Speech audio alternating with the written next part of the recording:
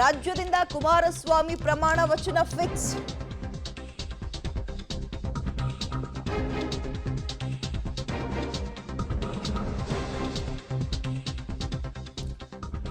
ಕುಮಾರಸ್ವಾಮಿ ಸಂಪುಟ ಸೇರ್ಪಡೆ ಬಗ್ಗೆ ಮಂಜುನಾಥ್ ಅವರು ಸುಳಿವನ್ನ ಕೊಟ್ಟಿದ್ದಾರೆ. ಮೈತ್ರಿ ನಾಯಕರು ರಾಜ್ಯದಲ್ಲಿ ಕುಮಾರಸ್ವಾಮಿ, ರಾಜ್ಯದಿಂದ ಕುಮಾರಸ್ವಾಮಿ ಅವರು ಇದೀಗ ಕೇಂದ್ರದ ಸಚಿವರಾಗಿ ಪ್ರಮಾಣ ವಚನವನ್ನ ಇವತ್ತು ಸ್ವೀಕಾರ ಮಾಡ್ತಾರೆ ಅಂತ. ಅಂದ್ರೆ ಅವರಿಗೊಂದು ಖಾತೆ ಕಟ್ಟಿಟ್ಟ ಬುತ್ತಿ. ಈಗ ಆಲ್ರೆಡಿ ಎಲ್ಲ ರಾಜ್ಯಗಳಲ್ಲೂ ಕೂಡ ಅದೊಂದು ಫಾರ್ಮುಲಾ ಬಳಕೆ ಮಾಡ್ಕೊಂಡು ಬರ್ತಾ ಇದ್ದಾರೆ. ಡಾಕ್ಟರ್ ಮಂಜುನಾಥ್ ಇವರು ಕೂಡ ಬೆಂಗಳೂರು ಗ್ರಾಮಾಂತರದ ನೂತನ ಸಂಸದರಾಗಿ ಆಯ್ಕೆ ಆಗಿದ್ದಾರೆ. ಇವ್ರನ್ನ ಮಾತನಾಡಿಸೋ ಸಂದರ್ಭದಲ್ಲಿ ಅವರು ಒಂದು ಸುಳಿವನ್ನ ಬಿಟ್ಕೊಟ್ಟಿದ್ದಾರೆ. ಕುಮಾರಸ್ವಾಮಿ ಅವರು ಆಯ್ಕೆ ಆಗಿದ್ದಾರೆ ಅಂತ. ಹ್ಯಾಟ್ರಿಕ್ ಗೆಲುವಾಯಿತು. ಅವರ ನೇತೃತ್ವದಲ್ಲಿ NDA ಪಕ್ಷ ಇವತ್ತು ಹ್ಯಾಟ್ರಿಕ್ ಗೆಲುವನ್ನು ಸಾಧಿಸಿದೆ. ಅಂದರೆ ಭಾರತ ದೇಶದ ಪ್ರಜಾತಂತ್ರ ವ್ಯವಸ್ಥೆಯಲ್ಲಿ ಇದೊಂದು ಐತಿಹಾಸಿಕ ದಿನ ಅಂತ ನಾನು ಹೇಳ್ತೇನೆ. ಯಾಕೆಂದರೆ ನರೇಂದ್ರ ಮೋದಿಯವರು 3ನೇ ಬಾರಿಗೆ ಪ್ರಧಾನಮಂತ್ರಿಯಾಗಿ ಇವತ್ತು ಪದಗ್ರಹಣ ಮಾಡ್ತಾ ಇರೋದು ನಿಜವಾಗ್ಲೂ ನಮ್ಮ ಎಲ್ಲರ ಸೌಭಾಗ್ಯ ಮತ್ತು ಸಂತೋಷವನ್ನು ತಂದಿದೆ. ಯಾಕೆಂದರೆ ಇದು ಹ್ಯಾಟ್ರಿಕ್ ಗೆಲುವಾಯಿತು. ಅವರ ನೇತೃತ್ವದಲ್ಲಿ NDA ಪಕ್ಷ ಇವತ್ತು ಹ್ಯಾಟ್ರಿಕ್ ಗೆಲುವನ್ನು ಸಾಧಿಸಿದೆ. ಅಂದರೆ ಈಗ ಭಾರತ ದೇಶ ಆಲ್ರೆಡಿ ಅಭಿವೃದ್ಧಿಯ ಪಥದಲ್ಲಿ ಸಾಗ್ತಾ ಇದೆ. ಅದಕ್ಕೋಸ್ಕರ ಇವಾಗ ಹೆಚ್ಚು ವೇಗ ಕೂಡ ಸಿಗುತ್ತೆ ಅದಕ್ಕೆ. ಯಾಕೆಂದರೆ ಪಾಲಿಸೀಸು ಕಂಟಿನ್ಯೂ ಆಗುತ್ತೆ, ಅವರು ಹಾಕಿಕೊಂಡ ಯೋಜನೆಗಳು ಕಂಟಿನ್ಯೂ ಆಗುತ್ತೆ. ಹೀಗಾಗಿ ಭಾರತ ದೇಶ ಅವರ ಕನಸು ಏನಿದೆ, ಇನ್ನು ಭಾರತ ದೇಶವನ್ನು 3rd ಲಾರ್ಜೆಸ್ಟ್ ಎಕಾನಮಿ ಪ್ರಪಂಚದಲ್ಲಿ ಮಾಡಬೇಕು ಅನ್ನುವ ಕನಸಿಗೆ ನಿಜವಾಗ್ಲೂ ಇದೊಂದು ಒಳ್ಳೆಯ ಅವಕಾಶ. ಯಾಕೆಂದರೆ 3ನೇ ಸ್ಥಾನಕ್ಕೆ ಭಾರತ ಆರ್ಥಿಕ ಸ್ಥಿತಿಯಲ್ಲಿ ಮುಂದುವರಿಯೋದು ಅಂದರೆ ಯಾವುದು ಜಪಾನು ಮತ್ತು ಜರ್ಮನಿ ಮೇಲ್ಗಡೆ ಹೋಗುತ್ತೆ ಅನ್ನೋದು ಬಹಳ ಸಂತೋಷದ ವಿಚಾರ. ಹೀಗಾಗಿ ನಮ್ಮ ರಾಜ್ಯದ ಹಲವಾರು ಜ್ವಲಂತ ಸಮಸ್ಯೆಗಳು ಕೂಡ ಇದೆ.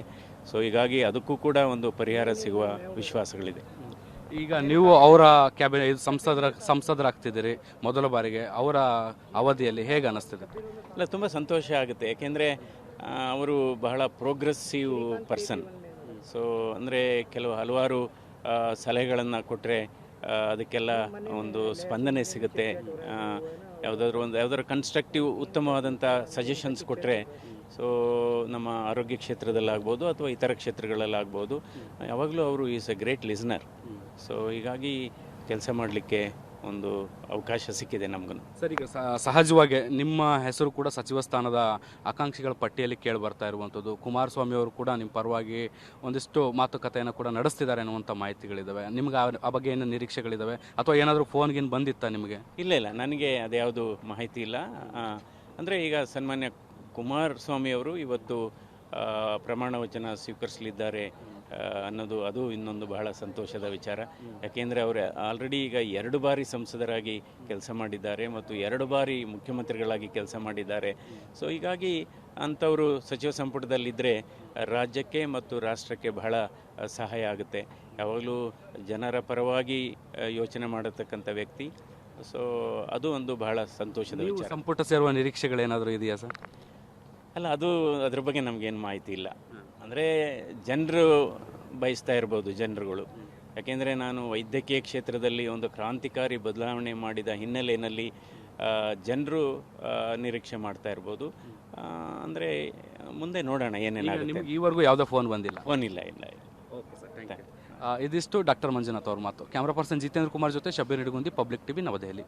ಹೃದಯವಂತ ನೂತನ ಸಂಸದ ಡಾಕ್ಟರ್ ಮಂಜುನಾಥ್ ಅವರು ಮಾತಾಡ್ತಾ ಇದ್ರು. ಮೋದಿ ಅವರನ್ನ ಹೊಗಳೋದ್ರ ಮುಖಾಂತರ ಈ ಸಲ ದೇಶಾದ್ಯಂತ ಬಿಜೆಪಿಗೆ ಸ್ಪಷ್ಟ ಬಹುಮತ ಬರಲಿಲ್ಲ ಅನ್ನೋ ಕಾರಣಕ್ಕೆ ಮೈತ್ರಿ ಪಕ್ಷಗಳನ್ನ ವಿಶ್ವಾಸಕ್ಕೆ ತಗೊಂಡು ಹೋಗುವ ಅನಿವಾರ್ಯತೆ ಇದೆ.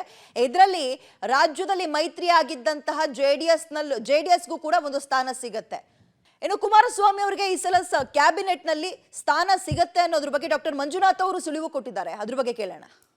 ಕುಮಾರಸ್ವಾಮಿ ಅವರು ಇವತ್ತು ಪ್ರಮಾಣ ವಚನ ಸ್ವೀಕರಿಸಲಿದ್ದಾರೆ ಅನ್ನೋದು ಅದು ಇನ್ನೊಂದು ಬಹಳ ಸಂತೋಷದ ವಿಚಾರ. ಯಾಕೆಂದರೆ ಅವರು ಆಲ್ರೆಡಿ ಈಗ 2 ಬಾರಿ ಸಂಸದರಾಗಿ ಕೆಲಸ ಮಾಡಿದ್ದಾರೆ ಮತ್ತು 2 ಬಾರಿ ಮುಖ್ಯಮಂತ್ರಿಗಳಾಗಿ ಕೆಲಸ ಮಾಡಿದ್ದಾರೆ. ಹೀಗಾಗಿ ಅಂಥವರು ಸಚಿವ ಸಂಪುಟದಲ್ಲಿದ್ದರೆ ರಾಜ್ಯಕ್ಕೆ ಮತ್ತು ರಾಷ್ಟ್ರಕ್ಕೆ ಬಹಳ ಸಹಾಯ ಆಗುತ್ತೆ. ಯಾವಾಗಲೂ ಜನರ ಪರವಾಗಿ ಯೋಚನೆ ಮಾಡತಕ್ಕಂಥ ವ್ಯಕ್ತಿ. ಅದು ಒಂದು ಬಹಳ ಸಂತೋಷದ ವಿಚಾರ.